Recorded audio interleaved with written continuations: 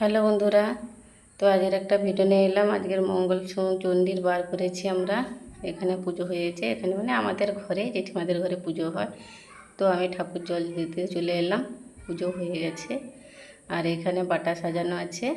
আমরা তো অনেকে বার করেছি, ঘরের মা, কাকিমা, জেঠিমা, আমার জায়েরা সবাই আছে। তো এই জন্য অনেকগুলো বাটা, যে সবাই বসে পড়েছে বাটা খেতে।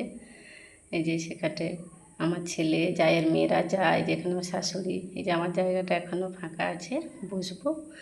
আর এখানে বসেছে কাকিমা, জেঠিমা, যে আমার বড় যা, সবাই বসে পড়েছে। এই যে আমার ছেলে খাওয়া শুরু করে দিয়েছে। শাশুড়ি মা যে খাবে, এটা হচ্ছে খিলি। এই খিলিতে থাকে জব, তুলসী পাতা আর মুগ ষোলোটা করে।